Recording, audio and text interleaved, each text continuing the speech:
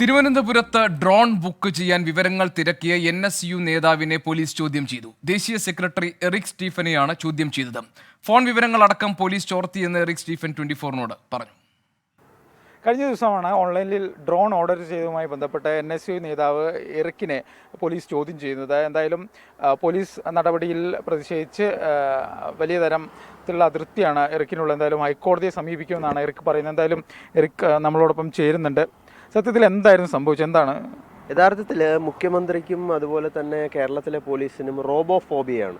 ഞാനിപ്പോൾ എനിക്ക് ഗൂഗിളിൽ സെർച്ച് ചെയ്തപ്പോൾ മനസ്സിലാക്കാൻ കഴിഞ്ഞാണ്. ഇപ്പോൾ അവരെ ചിലപ്പോൾ അതും കണ്ടുകൊണ്ടിരിക്കുകയായിരിക്കും. ഞാൻ എന്തൊക്കെ ചെയ്യുന്നു, എൻ്റെ ഫോൺ അവർ കോൾ ഡീറ്റെയിൽസ് എടുക്കുന്നു. അതായത് പോലീസ് ഫോൺ ചോർത്തി അല്ലെങ്കിൽ CDR ചോർത്തി എന്നാണ് പറയുന്നത്. തീർച്ചയായിട്ടും ഞാൻ ആരോടൊക്കെ സംസാരിച്ചു, ഇൻ്ററോഗേഷൻ്റെ ഭാഗമായി CA എന്നോട് ചോദിച്ചു, ഞാൻ ആരോടൊക്കെ സംസാരിച്ചെന്ന് എന്നോട് ഇങ്ങോട്ട് പറയാണ്. യൂണിയൻ ആക്ടിവിറ്റീസ് നടക്കും. മാർവാനിസ് പോലെ ക്യാമ്പസ് ആണെങ്കിൽ വലിയ തരത്തിലുള്ള പ്രോഗ്രാംസ് ആണ് നടക്കുന്നത്. ഇമാനുവൽ ഫെസ്റ്റ് അവിടുത്തെ 75th ആനിവേഴ്സറിയാണ്. അപ്പോൾ അതിൻ്റെ ഭാഗമായിട്ട് ഡ്രോണിൻ്റെ വിവരങ്ങൾ തിരക്കുന്നു. അതിൻ്റെ പല സ്പെസിഫിക്കേഷൻസ് ഞാൻ തിരക്കി. അപ്പോൾ അതൊക്കെ എന്നോട് ഇങ്ങോട്ട് പറയണം, എന്തിന് തിരക്കി. പിന്നെ അതുപോലെ ഡ്രോൺ പറത്താനേ പാടില്ല, റെഡ് സോൺ ആക്കി. മുഖ്യമന്ത്രി പോകുന്ന വഴികളെല്ലാം റെഡ് സോൺ ആക്കി. ഈ നവകേരള സദസ്സുമായിട്ട് ബന്ധപ്പെട്ട ഏതെങ്കിലും പ്രതിഷേധത്തിന്റെ ഭാഗമാണ് ഓർഡർ ചെയ്തതെന്നൊക്കെ പോലീസ് അങ്ങനെ അത് എൻ്റെ അവകാശമല്ലേ. ആ ഡ്രോൺ ഞാൻ വാങ്ങി. ആ ഡ്രോൺ അത് ചിലപ്പോൾ എൻ്റെ പ്രതിഷേധം രേഖപ്പെടുത്താൻ ഞാൻ ഉപയോഗിച്ചെന്നിരിക്കാം. ഞാൻ ഇപ്പം ആ ആംഗിളിൽ സംസാരിക്കുകയാണ്.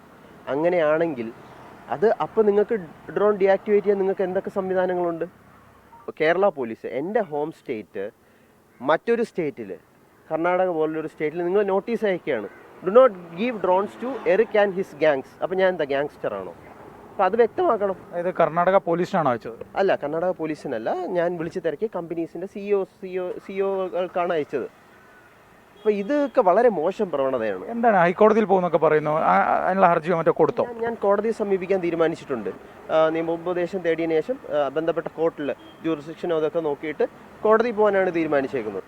ഇങ്ങനെ പേടിക്കരുത്. ഇങ്ങനെ പേടിക്കാനായിട്ട് ഞാനൊരു കമൻറ്റ് വായിക്കുകയുണ്ടായി, പിണറായി വിജയൻ വാളുകളുടെ ഇടയിൽ നടന്ന ആളാണ് അല്ലേ. അപ്പോൾ പുള്ളിക്ക് ഒരു ഡ്രോൺ പറന്നു പോകുമ്പോൾ അതിൻ്റെ അടി കൂടെ നടന്നാൽ എന്താ കുഴപ്പം? എന്താ പുള്ളിക്ക്?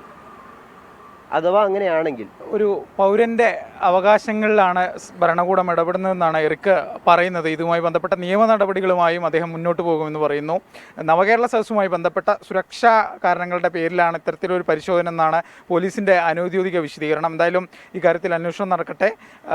ഒരു പൗരൻ എന്നുള്ള നിലയ്ക്ക് എറിക്കിന് എല്ലാവിധ അവകാശമുണ്ട് ഡ്രോൺ വാങ്ങിക്കാൻ. AV ജയശങ്കർ, 24, തിരുവനന്തപുരം.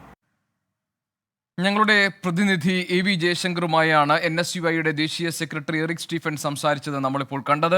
അതിൻ്റെ വിശദാംശങ്ങളുമായി നമ്മളോടൊപ്പം ജയശങ്കർ ചേരുന്നുമുണ്ട്. ജയശങ്കർ, എന്താണ് എറിക് സ്റ്റീഫൻ്റെ പരാതി? എന്തുകൊണ്ടാണ് എറിക് സ്റ്റീഫൻ ഇങ്ങനെയൊരു സർവൈലൻസിലാണ് എന്ന് അദ്ദേഹം സ്വയം കരുതുന്നത്? അതായത് കഴിഞ്ഞ ദിവസമാണ് പോലീസ് ഇദ്ദേഹത്തെ ചോദ്യം ചെയ്യുന്നത്. പിന്നാലെ ഇദ്ദേഹത്തിനെതിരെ നിലവിൽ കേസും എടുത്തിട്ടുണ്ട്. വലിയതുറ പോലീസാണ് ആ കേസെടുത്തത്. സുരക്ഷാ കാരണങ്ങൾ ചൂണ്ടിക്കാട്ടിയാണ് പോലീസിന്റെ കേസ്. പൊതുജനങ്ങളുടെ ജീവനും സ്വത്തിനും അപായമുണ്ടാക്കാൻ ശ്രമിച്ചു. ഒപ്പം സുരക്ഷാ വീഴ്ച കണക്കിലെടുത്താണ് പോലീസ് കേസെടുത്തിരിക്കുന്നത്. എറിക് വളരെ ഗുരുതരമായ ആരോപണമാണ് പോലീസിനെതിരെ ഉന്നയിക്കുന്നത്. റോബോട്ടിക്സ് ഹോബിയാണ് പോലീസിനും മുഖ്യമന്ത്രിക്കുമെന്ന് എറിക് പറയുന്നു. ഫോൺ വിവരങ്ങൾ ഉൾപ്പെടെ CDR ഉൾപ്പെടെയുള്ള വിവരങ്ങൾ പോലീസ് ചോർത്തി. ചോദ്യം ചെയ്യുന്നതിനിടെ താൻ ഇന്ന ദിവസം ഇന്ന ആളെ വിളിച്ചടക്കമുള്ള കോൾ വിവരങ്ങൾ പോലീസ് പറഞ്ഞു എന്ന് എറിക് പറയുന്നു. എന്തായാലും വളരെ ഗുരുതരമായ ഒരു ആരോപണമാണ്. പൗരന്റെ വ്യക്തി സ്വാതന്ത്ര്യത്തിലേക്കുള്ള ഒരു കടന്നുകയറ്റം തന്നെയാണ്. ഇതുമായി ബന്ധപ്പെട്ട് എറിക് നിയമ നടപടികളുമായി പോകുമെന്ന് തന്നെയാണ് പറയുന്നത്. കോടതി ഉൾപ്പെടെ സമീപിക്കും. ഇത്തരത്തിലുള്ള നടപടികളിലേക്ക് പോലീസ് ഇനി കടക്കരുത്, അത്തരത്തിൽ ഉള്ള ഒരു സമീപനം, ഒരു നിയമ നടപടിയാണ് താൻ നടത്താൻ ഉദ്ദേശിക്കുന്നതെന്നും പറയുന്നു. ഒപ്പം കർണാടകയിൽ താൻ ബന്ധപ്പെട്ട കമ്പനികളുടെ CEOമാരെ ഉൾപ്പെടെ പോലീസ് വിളിച്ച് തനിക്ക് ഡ്രോൺ തരരുത്, തന്നെ ഒരു ഗാങ്സ്റ്റാർ ആക്കുന്ന തരത്തിൽ ചിത്രീകരിച്ചു എന്നും പറയുന്നു. എന്തായാലും ഇതുമായി ബന്ധപ്പെട്ട NSU നേതൃത്വ നടപടികളുമായി മുന്നോട്ട് പോകും. ഗോപികൃഷ്ണൻ. ശരി, AV ജയശങ്കർ ഞങ്ങളുടെ പ്രതിനിധിയാണ് വിശദാംശങ്ങൾ പങ്കുവച്ചത്.